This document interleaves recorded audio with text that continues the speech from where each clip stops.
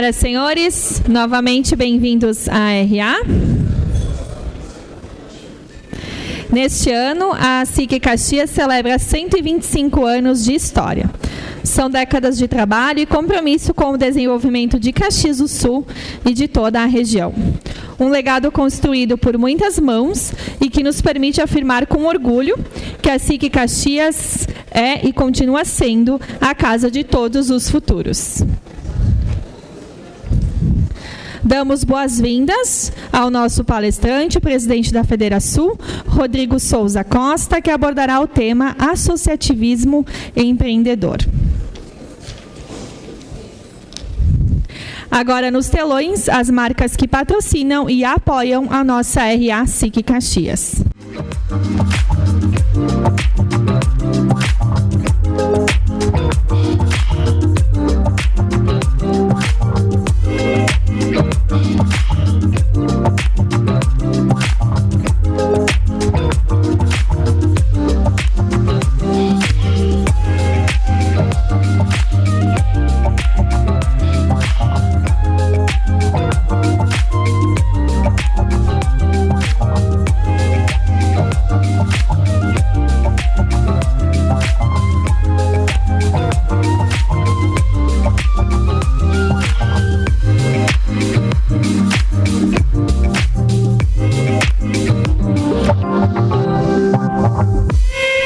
O projeto Degustar da edição de hoje é com a cervejaria Pavos.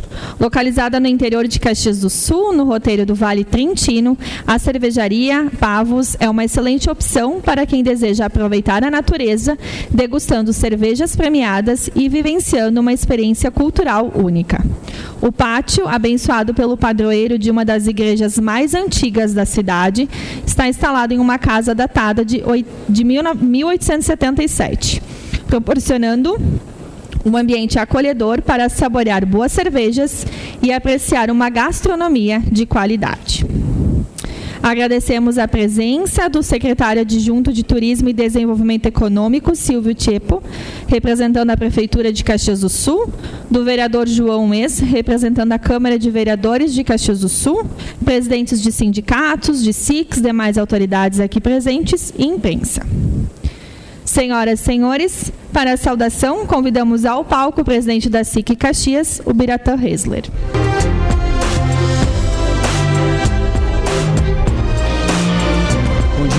Bom dia, senhoras e senhores. Prazer podermos estar reunidos novamente nesse dia que é atípico, né? Numa terça-feira, que normalmente nós fazemos na segunda, mas isso foi para poder receber aqui o nosso querido presidente da Federasul, Rodrigo, o que nos deixa muito lisonjeados com a tua presença aqui na SIC, a casa de todos os futuros. Estendo a saudação aos meus vice-presidentes, que sempre relato aqui, o Oliveira, o Marcos e o André, né, que fazem parte aí do nosso conselho executivo e que tanto trazem de contribuição para a nossa condução aqui da SIC. Ao seu Nadir Risse, que é o nosso presidente do Conselho Superior. Muito obrigado, seu Nadir. A Ágata. Obrigado, Ágata Tonieto, presidente do Conselho Deliberativo. Todas as nossas lideranças empresariais que estão aqui presentes, as autoridades já citadas, aos associados que estão por aqui, que é a casa de vocês, a imprensa que nos acompanha em mais uma RA. Senhoras e senhores, hoje recebendo aqui o presidente da Federasul, Rodrigo Souza Costa, para tratar de um tema que para nós é de grande relevância, que é o associativismo. Há momentos em que o cenário impõe uma constatação, a de que os desafios estruturais não se resolvem de forma isolada. Quando o ambiente pressiona, seja por custos, por incertezas ou por mudanças regulatórias, a resposta mais eficaz não vem de movimentos individuais, mas sim da capacidade de articulação coletiva em prol das nossas empresas. E é por isso que o associativismo se firma como uma prática de coordenação, alinhamento e ação conjunta para enfrentar problemas que nós, sozinhos, não conseguimos resolver de forma facilitada. E é nesse contexto que a SIC Caxias novamente se posiciona com clareza sobre um dos debates mais sensíveis atualmente em curso no nosso país e que avança com uma rapidez enorme e com pouquíssima responsabilidade, que é a proposta de redução da jornada de trabalho e o fim da escala chamada aí de 6x1. O que impressiona, sobretudo, é a falta de entendimento sobre os efeitos que esse tipo de decisão pode causar na nossa economia. O Brasil enfrenta gargalos de produtividade, custo de capital, carga tributária elevada e infraestrutura precária e insuficiente. Introduzir novas pressões de custo sem equacionar essas bases é comprometer a capacidade de investimento, de geração de empregos e de crescimento. A Confederação Nacional da Indústria, a CNI, sintetizou esse ponto com bastante precisão ao afirmar que o Brasil precisa de mais competitividade e não de mais custos. Houve, então, um manifesto publicado simultaneamente hoje nos 4 jornais de maior circulação nacional. Essa posição da CNI não é uma posição isolada. É uma leitura convergente de entidades empresariais em todo o Brasil e que traduz uma preocupação legítima, a de que os reflexos dessa medida ainda não são integralmente precificados na economia. As estimativas indicam que a redução de jornada de trabalho para 40 horas semanais pode levar em até 267 bilhões de reais por ano os custos dos empregados formais na economia como um todo, um aumento de até 7%.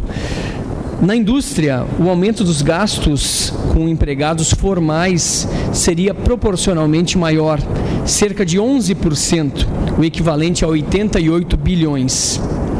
Simulações apontam ainda que o PIB pode cair em até 11,3%.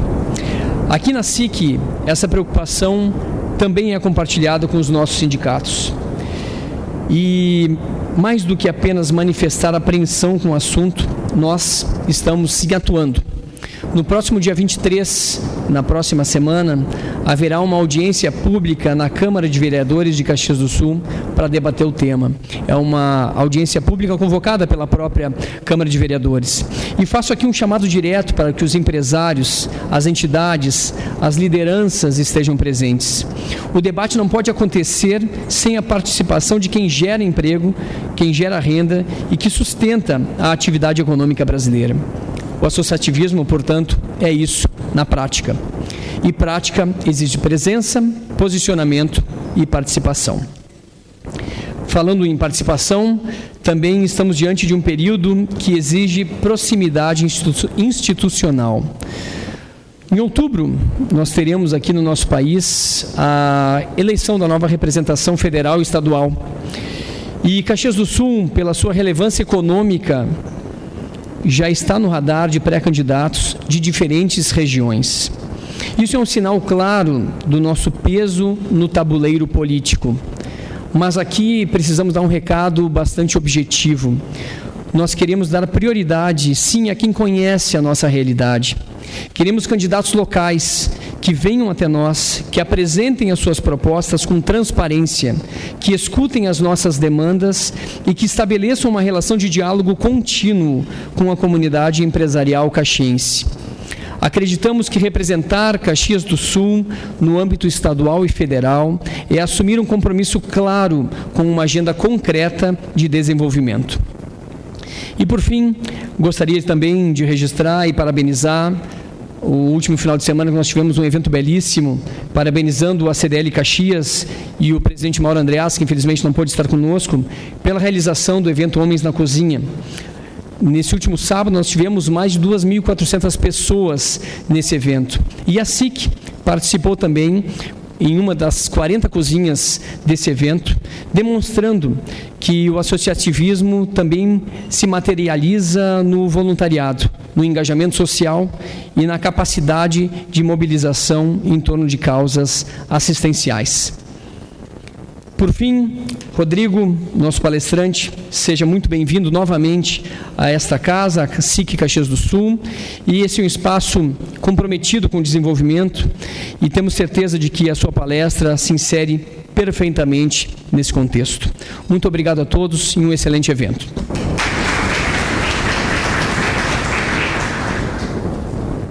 Senhoras e senhores, na edição de hoje da Vitrine Associada, contamos com a participação da empresa Conexão IE e do nosso Núcleo Setorial de Negócios Criativos da SIC Caxias. A primeira vitrine é com a Conexão IE, uma escola de inteligência emocional que há mais de 15 anos desenvolve pessoas, líderes e organizações. Atua com diagnóstico comportamental para lideranças e programas de desenvolvimento associados, integrando em ciência, prática e metodologias internacionais. Seu foco é transformar competências socioemocionais em resultados concretos e sustentáveis. A associada organizou um sorteio e a ganhadora, para retirar o seu brinde no final da RA no espaço da associada, é a Letícia Canário. Parabéns! A próxima vitrine é com o Núcleo Setorial de Negócios Criativos da SIC Caxias. A economia criativa transforma ideias, culturas e inovação em negócios, renda e impacto para a sociedade. O Núcleo Setorial de Negócios Criativos da SIC conecta empresas, fortalece talentos e estrutura iniciativas com potencial econômico. O seu objetivo é impulsionar a criatividade como vetor estratégico de desenvolvimento regional, promovendo clareza, capacitação e oportunidades reais de crescimento. O núcleo também organizou um sorteio. Vamos conhecer o nosso ganhador ou ganhadora.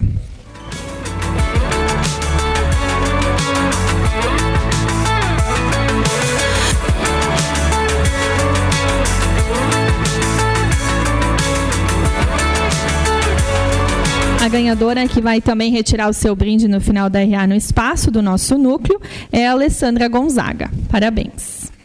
A SIC Caxias convida para os seus próximos eventos.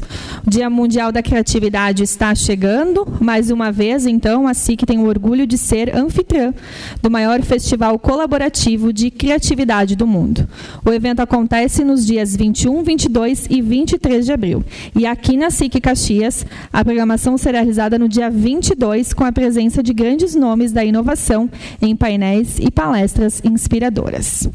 O Núcleo de Negócios Criativos apresenta o painel Capital Criativo, a nova moeda, que propõe uma reflexão sobre como a criatividade vai além do campo artístico, consolidando-se também como um modelo de negócio estratégico e sustentável para o futuro. Inscrições estão disponíveis no QR Code que aparece nos telões. Senhoras e senhores, a terceira edição do SIC Connection, nosso grande evento de gestão, acontece nos dias 17 e 18 de junho, das 14 às 18 horas, no UX Teatro, em Caxias do Sul. Em pauta, um dos ativos mais valiosos da liderança, o tempo. Como priorizar, gerar valor e tomar decisões em meio a múltiplas demandas. O convite, é claro, olhar para o tempo não como um cronômetro, mas como um ativo que define estratégias e resultados. Garanta seu passaporte no site do sicconnection.com.br. Aproveitamos também para convidá-los para a próxima edição da RA, que acontecerá dia 27 de abril. Será uma edição especial em comemoração aos 80 anos da Rádio Caxias, com a palestra do Juliano Flores, que irá conduzir um verdadeiro passeio no tempo com o tema Rádio Caxias, há 80 anos, a voz da cidade. Ao final da palestra, teremos o nosso tradicional painel de perguntas. O QR Code está disponível na sua mesa e também está aparecendo nos telões. Para a sua palestra sobre associativismo empreendedor, convidamos ao palco da RA SIC Caxias o nosso palestrante, o presidente da Federação, Rodrigo Costa. Bem-vindo.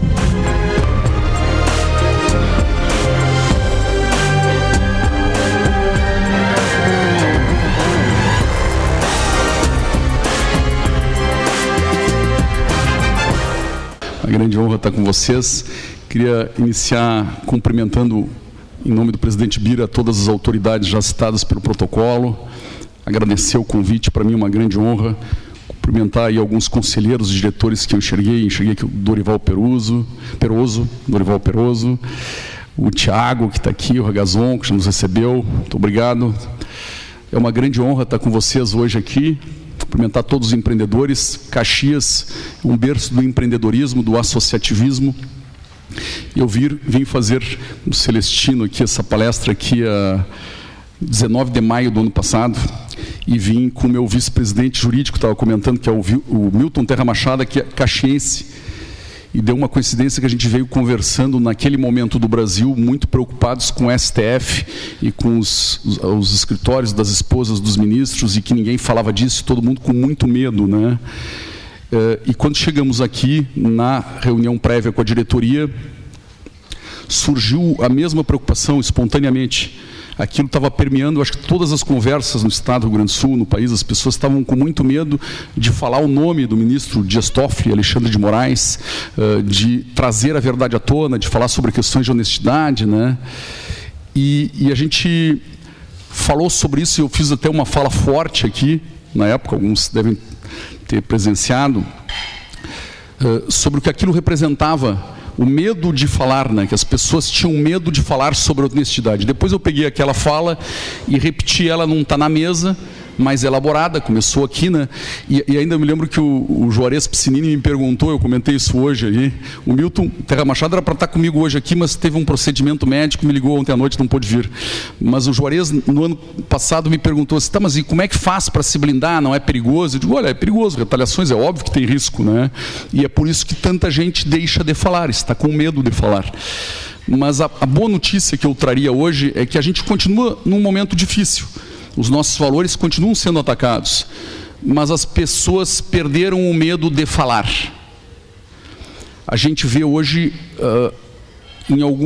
os malfeitos ficaram um pouco mais fragilizados, mais expostos.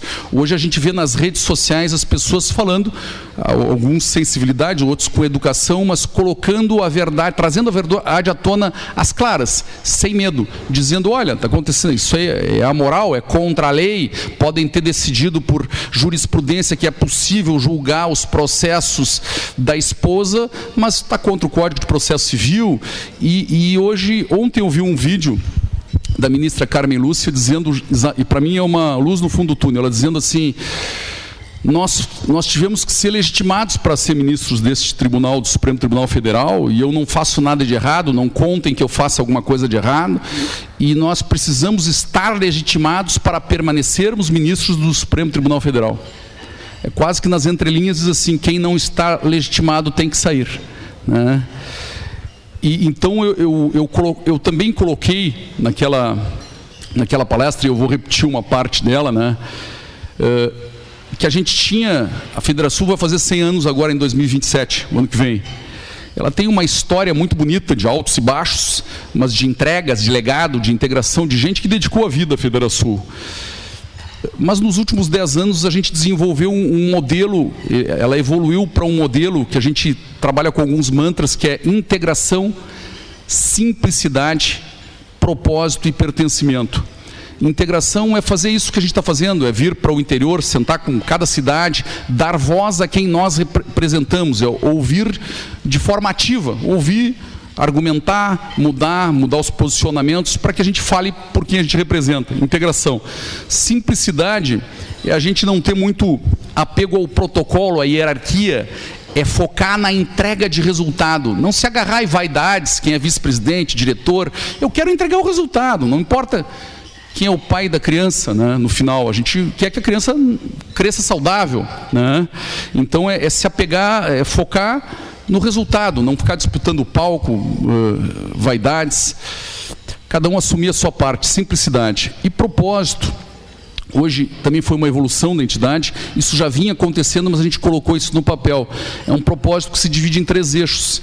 A gente defende um melhor ambiente de negócio, é o primeiro eixo, mais visível para todos, até para os nossos concorrentes, menos carga tributária, mais liberdade econômica, um país mais livre para poder empreender, mas é menos carga tributária para o empreendedor, mas também para a dona de casa, para o pedreiro, para o motorista de Uber, que são os nossos, que são os trabalhadores e são os consumidores que movem o comércio, a indústria, né? Então é menos carga tributária, menos burocracia, mais liberdade para todos, até para o meu concorrente. E aí depois, o segundo eixo, ele fala um pouquinho sobre, e eu falei isso um ano atrás, ele fala sobre a nossa evolução empreendedora. Tá, eu melhorei o ambiente de negócio para todos, agora eu quero, como é que eu melhoro a minha empresa, o meu negócio, para os meus funcionários, para os meus clientes, para os meus sócios, como é que eu trabalho com melhores produtos e serviços? E aí a gente faz muito reuniões almoço, ouve palestrantes, troca ideias, e pela troca de experiências a gente vai evoluindo e se aperfeiçoando num mundo que está mudando muito rapidamente. Então, melhorei o mundo para todos, o ambiente de negócio para todos, melhorei meu negócio, vou ganhar dinheiro, vou prosperar. Será que adianta se os nossos filhos forem embora para outro país, viajarem para outro, ou se cada vez que o filho de um funcionário meu adoecer e cair na fila do SUS, eu tenho que socorrer, se não morre? Será que adianta se eu tiver que andar de carro blindado? Então o terceiro eixo é a liderança cidadã, é aquele líder que se preocupa com a saúde pública e privada, com a educação, com a segurança pública e privada, que se preocupa com as grandes obras de infraestrutura de Caxias, mas também da região, que se preocupa com o presente e o futuro, inclusive, das próximas gerações. Eu quero uma cidade, um estado, um país melhor para todos, para os meus funcionários, para os meus filhos. Quero morar aqui, Esses três eixos, quando a gente começa a atuar dessa forma e entregar resultados, primeiro que cria uma sensação assim de surpresa, de estranhamento, principalmente na esquerda. Porque ela olha e diz assim, mas os empresários estão falando em saúde pública. Mas os caras estão... Isso é a realidade nossa nos nossos negócios. Todo mundo trabalha. Hoje tem um nome para isso, ESG. Antigamente se falava muito filantropia, né? Mas as pessoas sempre tiveram essa preocupação com os funcionários, essa integração. Mas hoje isso está vindo à tona, né? E a gente fala isso. E aí cria uma estranheza. Assim, tá, mas está se preocupando com todo. Não é só com o negócio dele ou com o setor dele. Se preocupa com o conjunto da obra. É a visão do todo. É enxergar a floresta para poder discutir cada uma das árvores. E quando a gente trabalha juntos no associativismo e no empreendedorismo, nós da Federação, a gente tem muito claro isso, as regiões que prosperam socialmente e economicamente são as que a característica é associativismo e empreendedorismo. É a região de Caxias, você tem várias cidades aqui. As pessoas têm espírito comunitário, conseguem sentar junto e discutir a floresta, o conjunto da obra. Melhora para todos, depois melhora para si. Associativismo e empreendedorismo.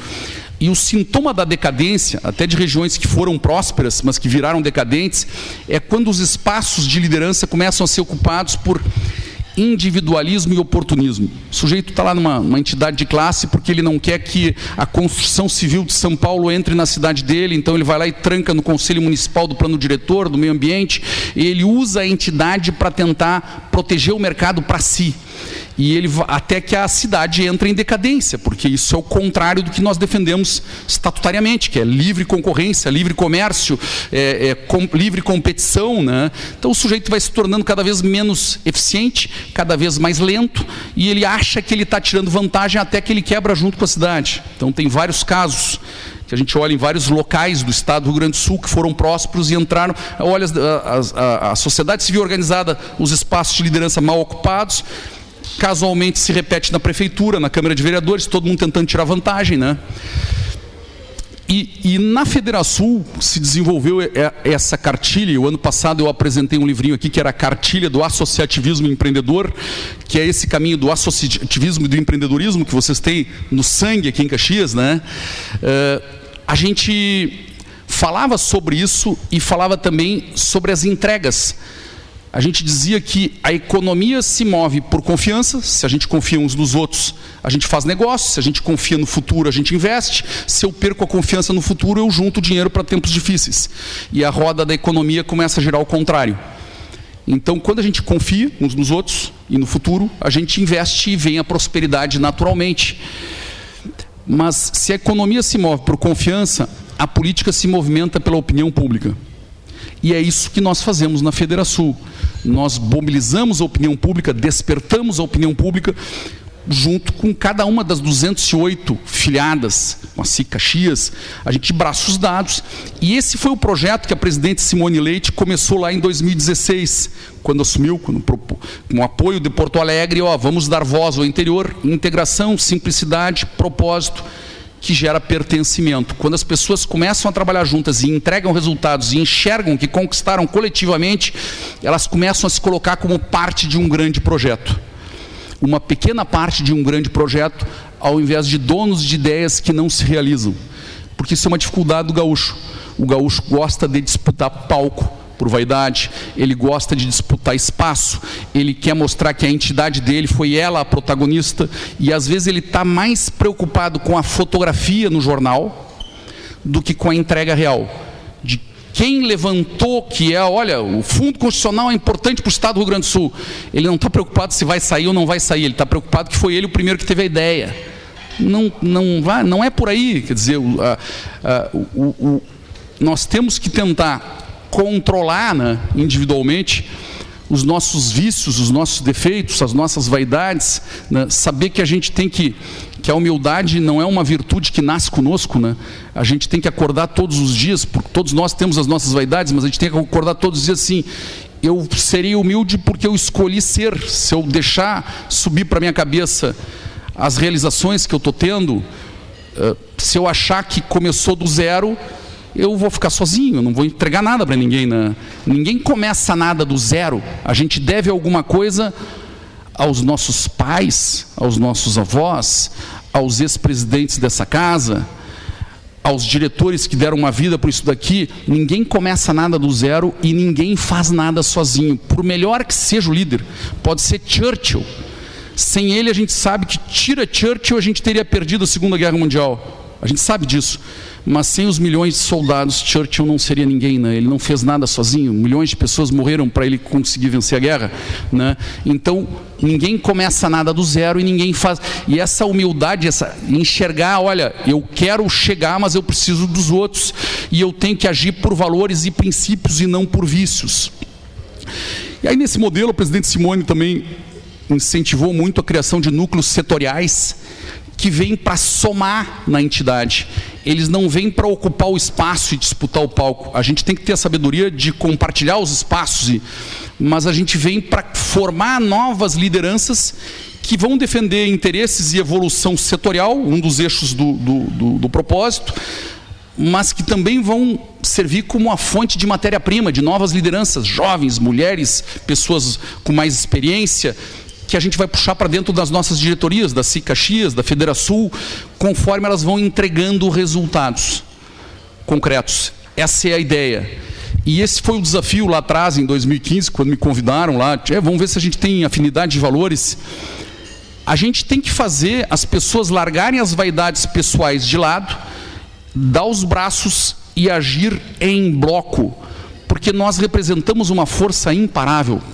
É a classe produtiva, são os empreendedores com seus milhões de empregados, funcionários.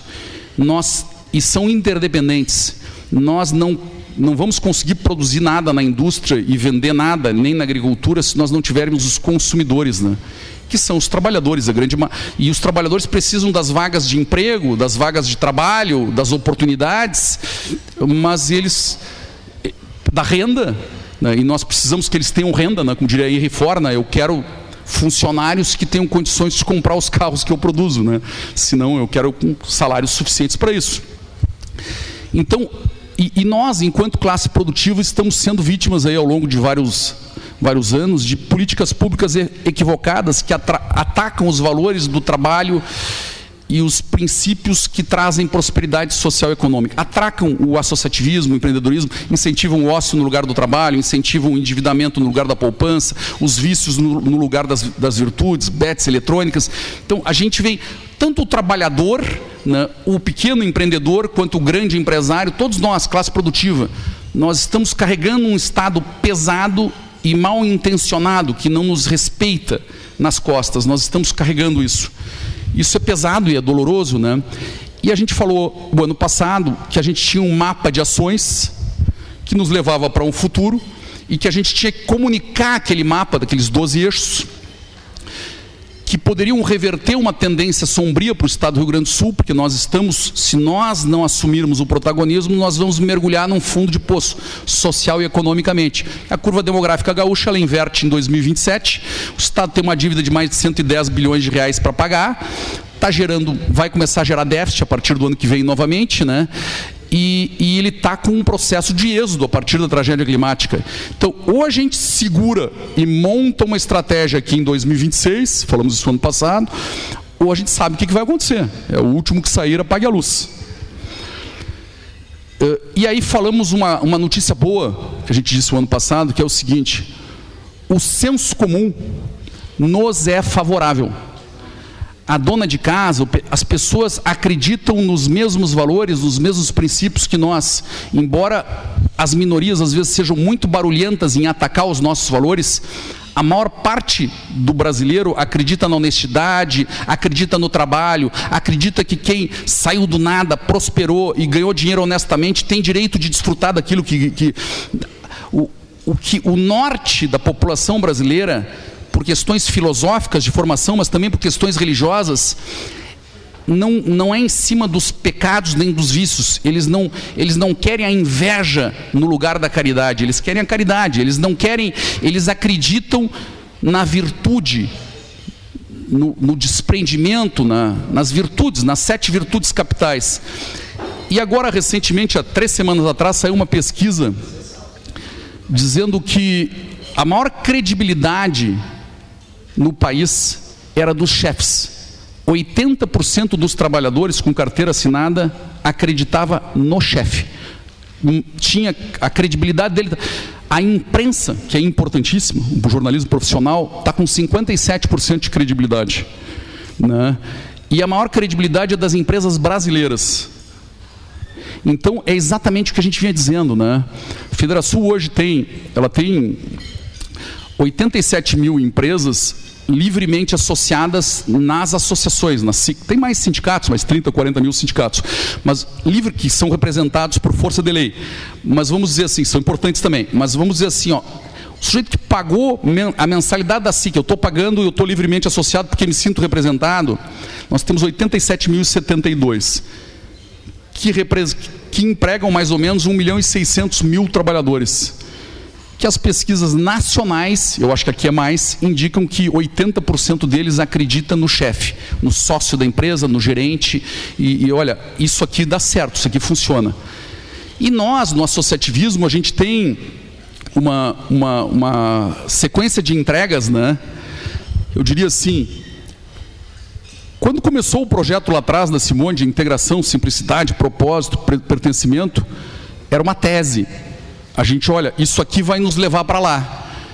Mas quando teve o primeiro embate pelo aumento de impostos, e se derrubou a tentativa de manter os 18% de ICMS, a gente enxergou uma entrega real. Quando o governo tentou colocar decretos sobre os alimentos, ou 19,5% de ICMS para todos nós, de alíquota modal, e a gente entrou naquele embate, e eu achei que a gente ia perder em vários momentos, mas a gente conseguiu mobilizar a opinião pública, entrava na rede da Federação o eletricista, o pedreiro, o marceneiro, entrava dizendo assim, é isso, o mecânico, eu concordo com isso, esses nos representam.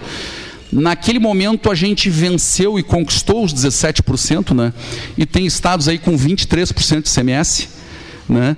E aquilo deu uma sensação de entrega, pertencimento. Eu fiz a minha parte, eu mandei.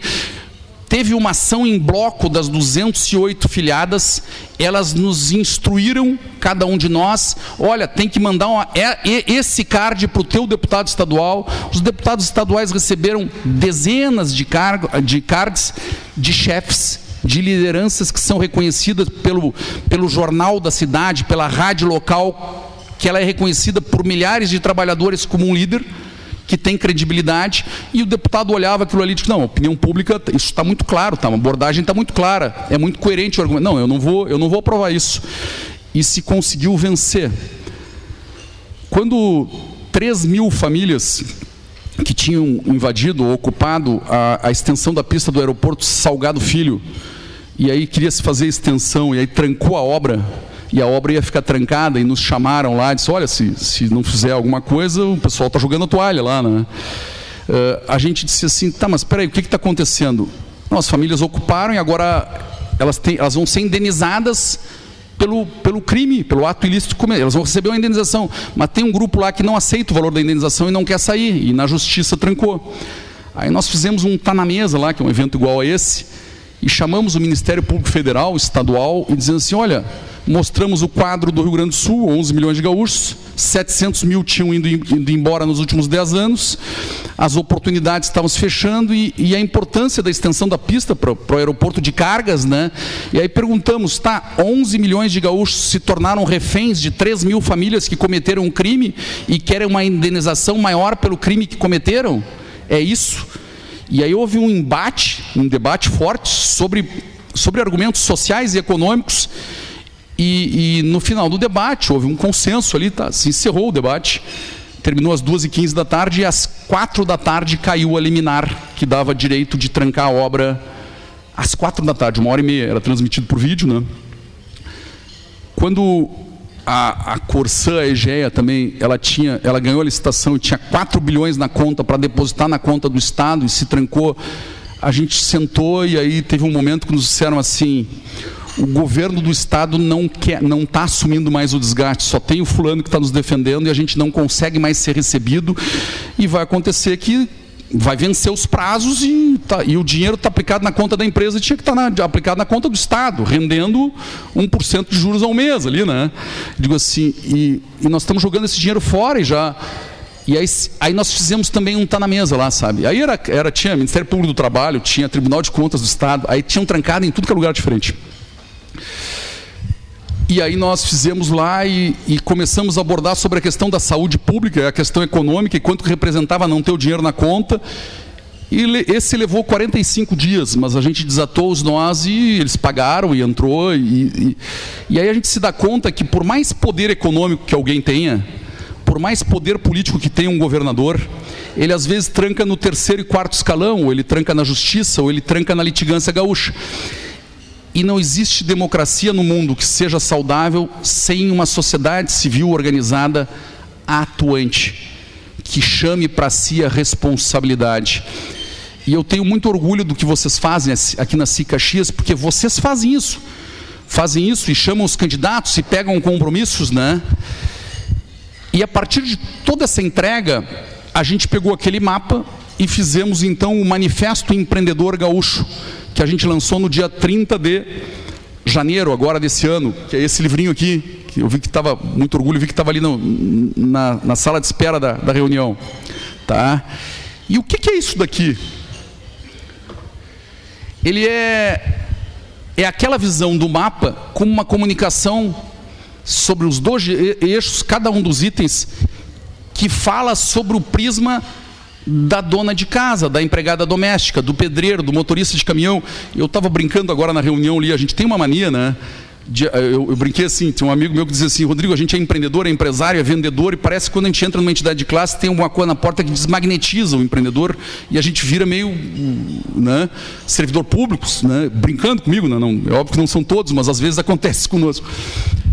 A gente, quando eu agora estava ali e tinha uma mocinha ali vendendo muito bem os produtos dela, a partir das minhas necessidades. Quando entra um cliente na nossa loja, quem tem loja, né, o cara não olha para o cliente e diz assim, tu tem que comprar esse negócio aqui porque eu preciso do lucro para pagar os meus funcionários e eu queria viajar com a minha família no final do ano, né?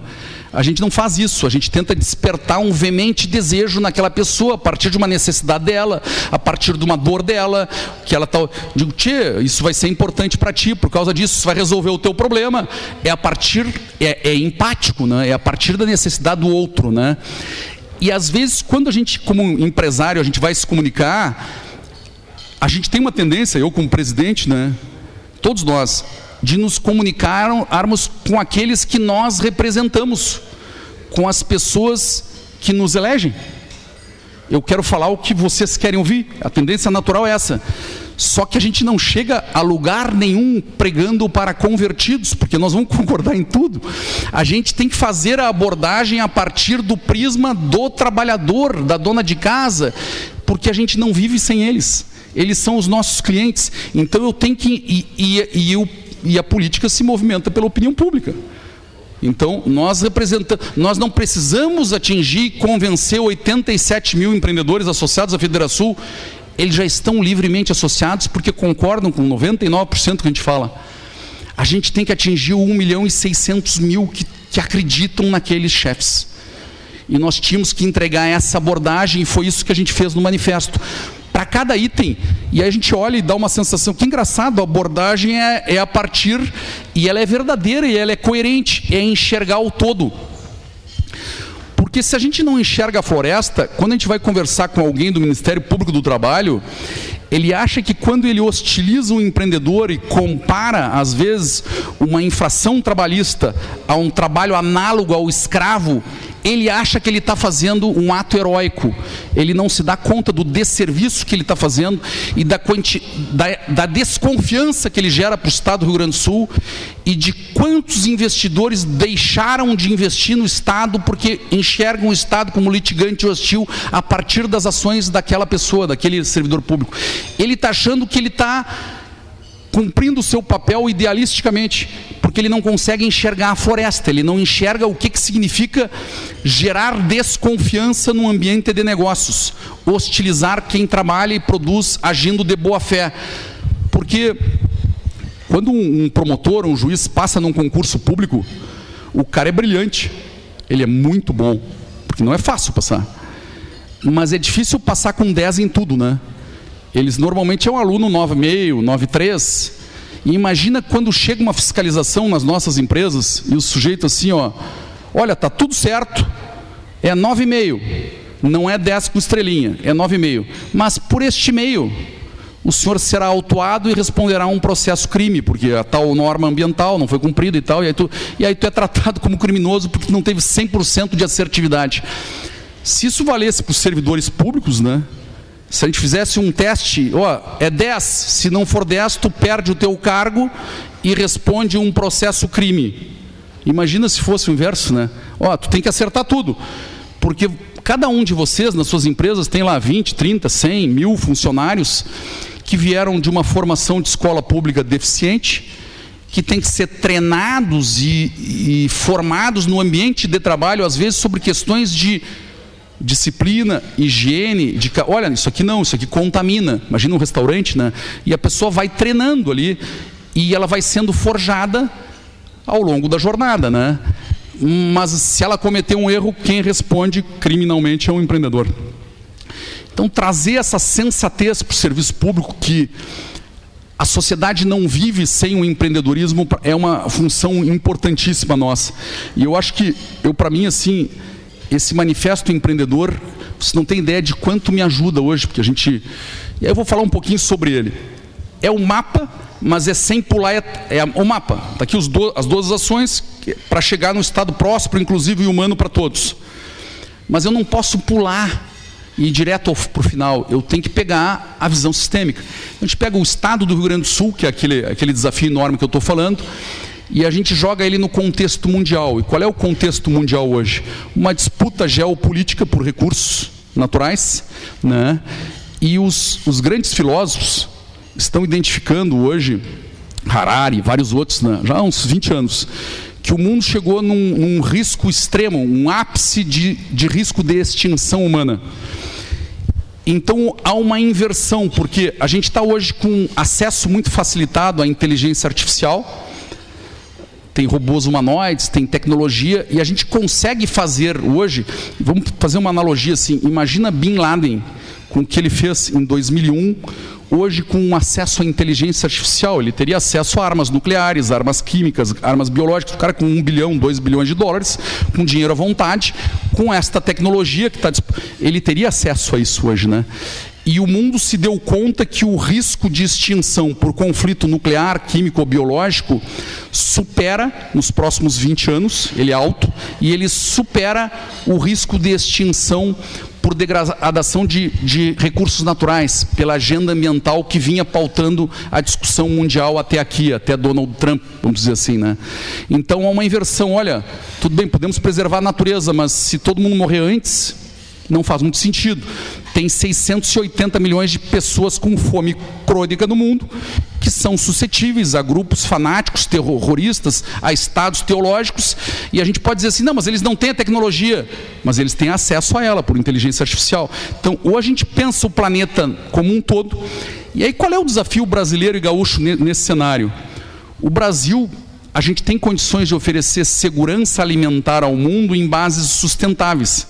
O Brasil já está fazendo isso.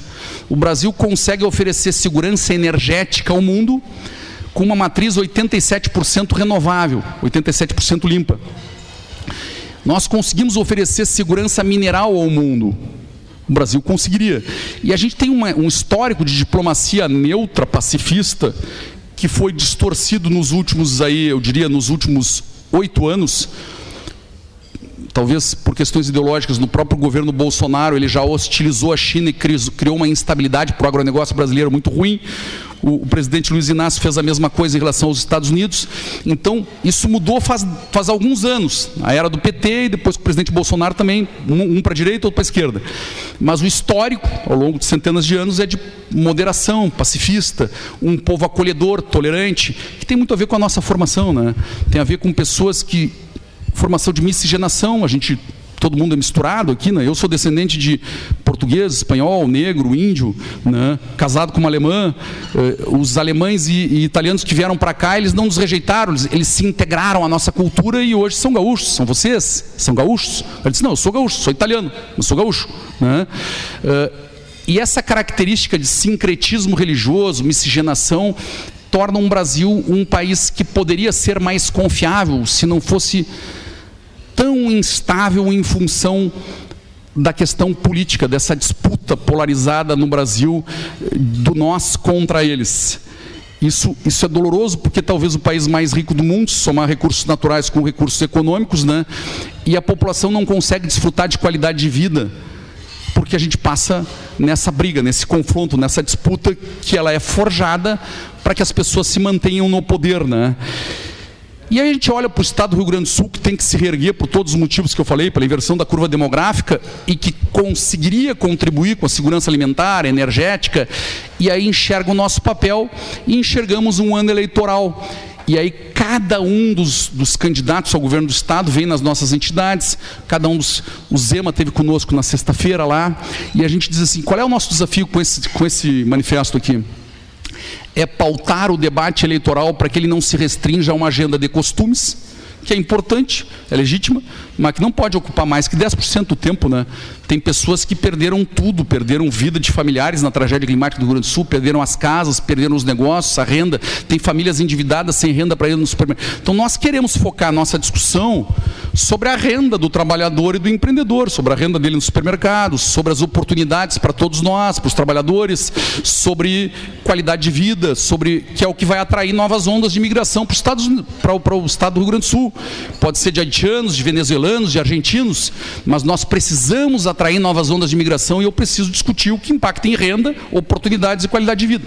Senão nós vamos mergulhar no fundo de poço. E o manifesto fez isso. A gente fez uma abordagem da visão sistêmica e fizemos isso. E eu fiquei muito feliz na sexta-feira, assim, porque teve várias coisas emblemáticas. Tem coisas que a gente consegue pautar.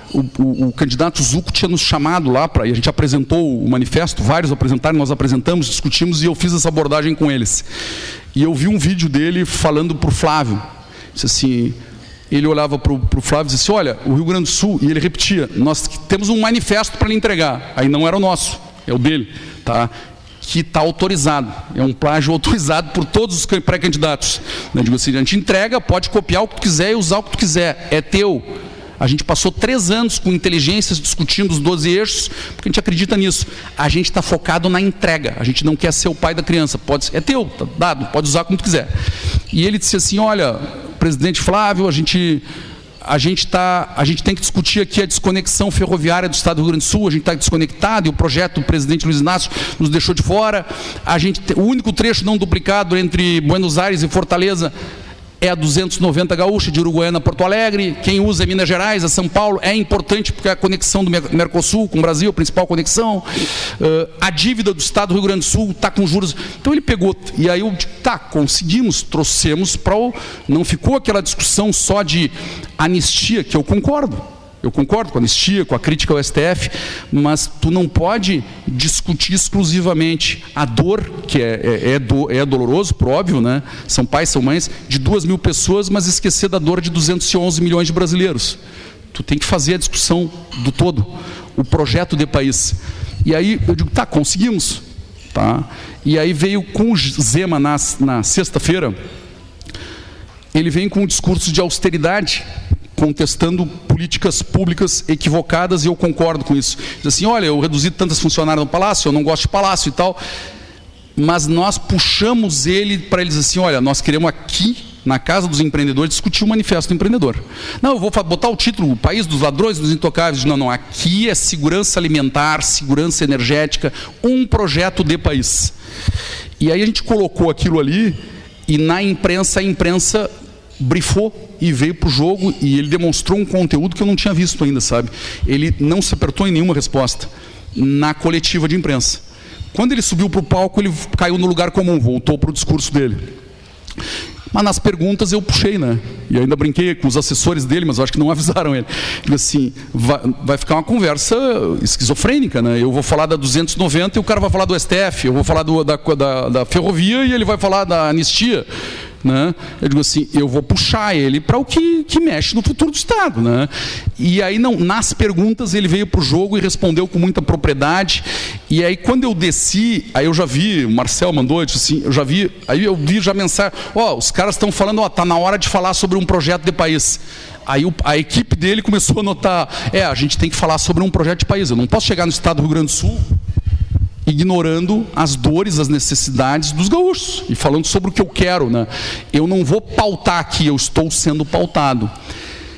E aí qual é o desafio que eu diria, já indo para o final ali, que eu não sei como é que está o meu tempo, não estou acompanhando aqui. Tá. 10 minutos, perfeito, muito obrigado. O nosso desafio agora, né, ele é enorme, mas ele depende de cada um de nós. É agirmos em bloco. O presidente Bira estava dizendo isso, a gente queria se aproximar mais da Federação e sentar, e eu digo, vamos fazer uma reunião sobre isso, porque essa permeabilidade de assim, como é que a gente se comunica? Como é que eu falo com o trabalhador? Falou sobre a jornada 6x1, e vamos ter, acho que uma audiência pública semana que vem aqui, e eu virei, já estou organizado para vir nisso. E peço que a todos venham. Primeira coisa, não dá para terceirizar a responsabilidade. Não é do presidente Bira, não é da diretoria deles, não dá para ir numa audiência pública com 10 pessoas. Vai ter 200 do outro lado. Nós temos que ter mobilização, tem que estar os jovens, eu diria assim, o nosso debate é civilizado, é no campo das ideias, mas até arriscado fica. Tu ir entre 20 e 30 pessoas, onde tem 200, porque tu vai botar o dedo numa ferida e falar sobre temas sensíveis. Por mais civilizado que a gente seja, nós não queremos e não podemos ser intimidados. A gente está lutando por aquilo que acredita. Olha, eu falo isso de coração, eu já participei de audiências públicas, fui cheio de boa fé e daqui a pouco mandaram um tijolo em cima de nós e ficou uma coisa horrível. 42 pessoas saíram feridas, né? Eu sei assim, e as pessoas não saíram de lá, foi uma questão era violência policial nas reintegrações de posse. Não tinha tido violência, os caras queriam uma audiência só deles, com eles mesmos, eu resolvi ir, avisei, vamos juntar 50 produtores, e aí fiz um chamado, um convite num jantar na véspera, e foram 200 produtores, foram 200 sem terra, e houve um conflito muito forte, que não era para ter acontecido, mas que foi proposital. Eles não queriam a presença nossa lá, eles queriam falar sozinhos. E o ouvidor agrário nacional me disse isso, que era uma audiência pública sem vocês, era só para nós. E depois de um mês, ele pediu desculpas publicamente, que era um desembargador, né? Se deu conta do absurdo que ele estava dizendo, porque a audiência pública é essa, que a gente não é convidado, não pode participar, né? Então eu diria para vocês assim, jornada 6x1, a gente tem uma tendência de falar sobre a nossa linguagem, competitividade, produtividade. A gente está falando na Federação que não adianta mandar um pai ou uma mãe para casa que está endividado na folha, no consignado, na folha de pagamento, pagando juros de 10%, 15% ao mês, mandar ele para casa para ver os filhos e a família passar necessidade. Esse cara não vai ficar desfrutando de qualidade de vida. Tu tem que tirar os encargos do salário dele e incorporar o salário. Se ele está ganhando R$ 2.400, se ele é garçom, se ele é pedreiro, ele ganha 2.400, ele pode ganhar amanhã 3.120, se o governo tirar o pé do pescoço dele. porque está mordendo da folha de pagamento, do dinheiro que a empresa paga para ele, está mordendo 50% na forma de impostos, na forma de inflação, na forma de encargos. Então pega parte disso que o trabalhador gerou e entrega com o aumento de salário. E essa vai ser a discussão que a gente vai ter que fazer semana que vem com os sindicatos. E eles vão nos olhar, eu tenho certeza, já me disseram isso. Não, mas e aí como é que o governo faz? E eu vou olhar para o cara e vou dizer assim, mas peraí, tu representa os trabalhadores ou o governo do PT? Tu tá representando o partido do PT aqui? Tu está preocupado com o governo? O governo tem que fazer reforma administrativa. Ele tem que cortar na própria carne. Tem servidor público ganhando 150 mil reais por mês e ele está tirando do salário do pedreiro, do motorista de caminhão. Eu digo, não, tu defende quem? Tu defende quem tu representa, os teus sindicalizados, ou tu defende o governo? E nós vamos ter que fazer esse debate. Porque senão esse cara vai chegar, esse pai, essa mãe, agora reduziu de 44 para 40 horas. O que ele vai fazer? Ele está endividado. Ele vai ter que pedir para ser demitido. Aí vão pegar as verbas dele, vão pagar parte da dívida do consignado. Ele vai ficar sem dinheiro. Se ele se empregar de novo, mordem o salário dele de novo. Aí o que ele vai? Ele vai para um trabalho informal. Vai trabalhar 70 horas por semana, ele vai trabalhar 12 horas por dia, 14 horas por dia, ele vai fazer o que ele tiver que fazer para que os filhos dele não passem necessidade, para que a família dele não passe mais necessidade. Ele vai ignorar a dívida.